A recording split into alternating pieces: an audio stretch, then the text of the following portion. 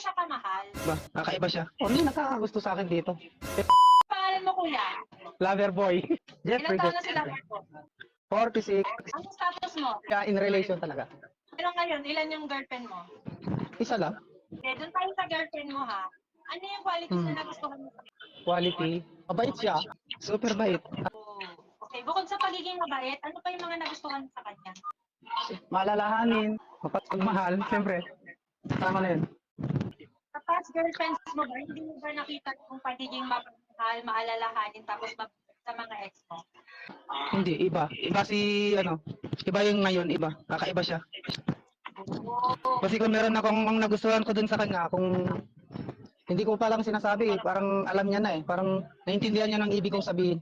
Parang nagigets na agad.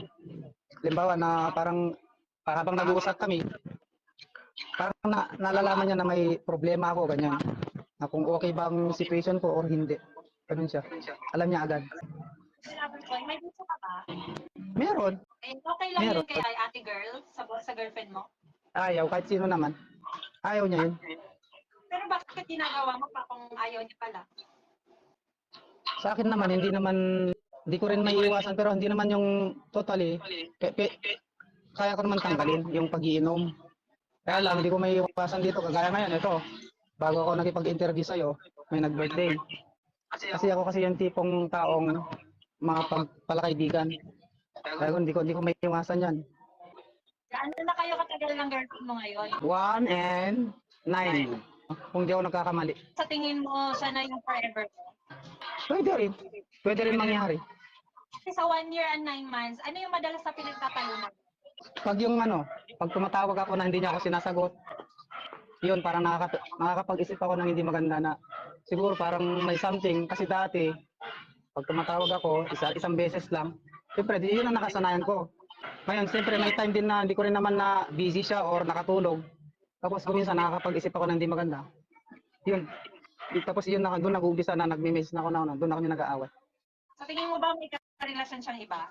Wala naman siguro. Yan lang kasi misinterpret ko rin minsan kasi nakasanayan ko sa kanya. Halimbawa, isang araw, nangyari kasi yun eh. Once na nag-uusap kasi kami, yung oras na yan, gusto ko siyang kausapin. Tapos, ganun, biglang, para hindi niya akong iniintindi. Once na kinakausap ko siya dati, hindi naman siya ganun. Kasi entertain kahit magdamag. Siyempre, yun din yung hinahanap na nakasanayan ko sa kanya. Gaano mo siya kamahal? Ano yung kaya mong gawin para ma-prove mo na mahal mo siya? Kasi meron siyang hinahanap sa akin. Siguro pwede kong banggitin yun. Siguro kung meron akong pang-anan, magigipag-anan ako, ipoprove ko lang sa kanya. Para magiging kami. Kasi kasal kami sa una. Para maging legal. O bakit kayo naghiwalay ni ex? Sa pera. May gusto ko bang sabihin sa kanya kung saan sakali nakikinig siya? Gusto ko lang iparating sa kanya, alam mo naman yung hindi ko gusto, kaya sana wag mo nang ulitin. At kung meron man tayong problema, mag-usap tayo. Tayong dalawa lang, hindi yung papaalam pa sa iba. Pwede mo i-direct sa akin. Kasi parang mas lalong, ayaw ko yung gano'n, marami nakakaalam. Kasi akong tao, tahimik, ayaw ko yung parang, malaman ng buong mundo. Kami lang, makaka-resolve sa problema namin. Sabihin niya direct sa akin. Kung halimbawa, may mali ako, sabihin niya sa akin. Nagawa mo na bang manloko sa kanya? May sasabihin ako, although kasi yung lagi niyang inaano sa akin, yung babae. Oo, aminin ko na meron, may nakakagusto sa akin dito. Pero, hindi ko naman siya gusto. Ganun lang, yung babae lang may gusto sa akin, hindi ko naman pinapatulan. Ano yung loyalty para sa iyo? Loyalty. Para sa akin, ang loyalty, hindi ka gagawa ng ikakasama, halimbawa para sa kanya, para sa girlfriend mo. Maging loyal ka sa kanya, parang ganun. Yun ang sample ko sa kanya. Loyal ka sa kanya? Oo naman. Paano yung mga pinagseselosan mo sa kanya?